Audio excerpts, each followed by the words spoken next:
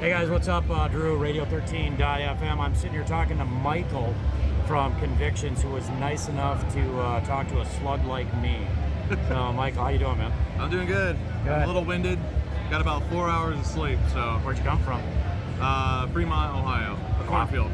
Ah, there you go.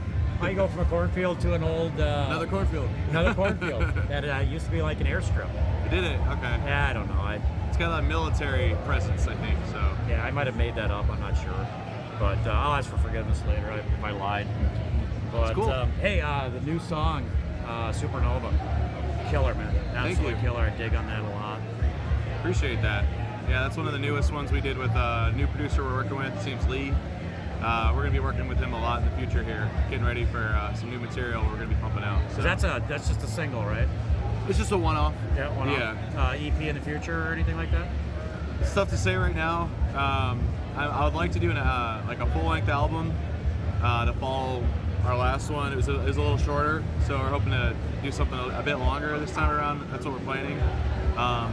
We're just deciding whether it'll be a self-release or maybe we'll partner with somebody. Nice. But yeah, Lee, who worked with us on Supernova, he's going to be helping. So we're really excited for that. You know, being on a military, old military functioning area, I guess I'm going to call it. That's a technical term, actually.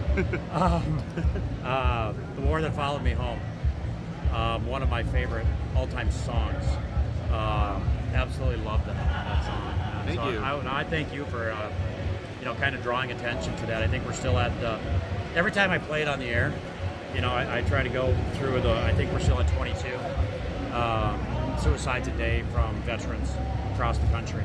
And every time I hear that song, I'm not going to tear. Every time I hear that song, I think of all those veterans and Right. the disservice that we do when the people come back from wars. Yeah. And you got to realize some of these kids now coming back and having this issue, they're like 24, 25, 26 years old. They're kids. Yeah, exactly. And for you to bring light to it, God bless you, man. I mean, it's such a powerful subject.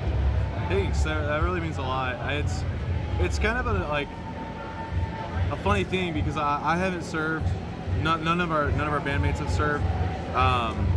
So like our perspective on war and what it is, it's just from movies, And when we were able to link up with a good fan and now a good buddy of mine, his name's Corey.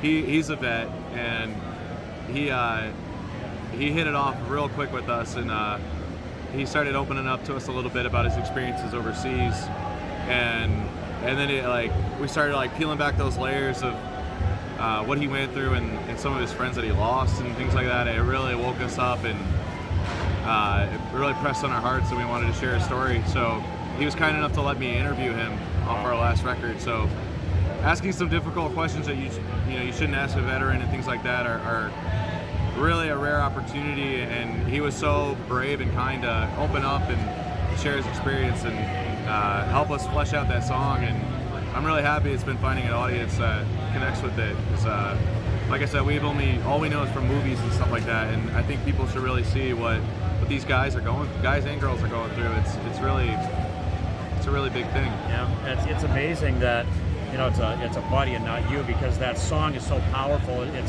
seems like a first-person version as opposed to a third-person. So Yeah. I mean, that's just shows you how in depth you got in with your buddy to talk about it. Yeah, we wrote it from a first-person perspective because the story is kind of told in a chronological order. It starts with him having a PTSD episode, a night terror. So it starts off. I break down, my mind awakes in the wake of hysteria, it's happening again. I see his face in the place where I rest my head. So it's literal. So it's right there in the moment, him waking up and having that moment that he shared with us. So I felt it'd be way more powerful from his eyes.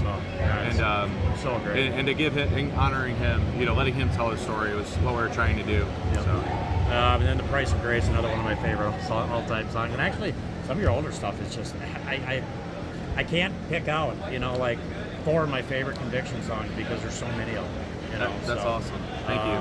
Yeah, and you guys have been around for quite a while, and I'm late to the party with you guys.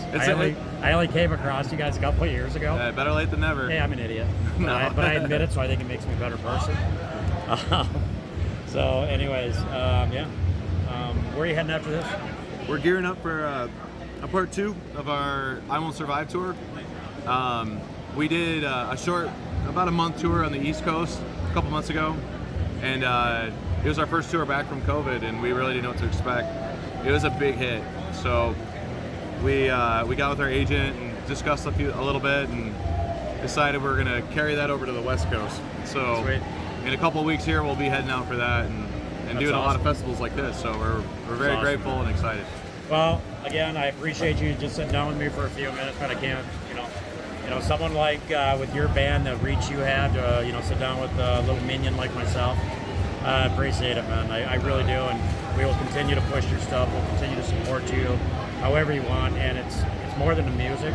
It's your guys' ministry that's so powerful for us, because that's, it's the ministry. Yeah. And you're just another guy that we would just proudly say that we stand shoulder to shoulder to fight for the kingdom. So yeah, kindred spirits with Convictions, Radio 13.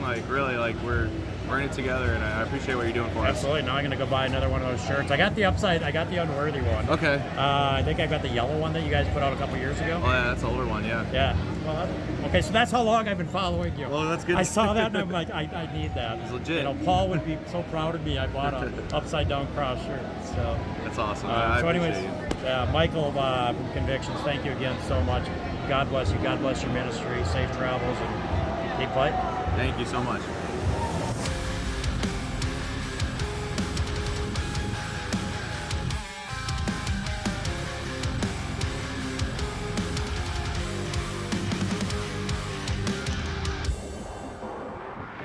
It's not my own, it's like a falling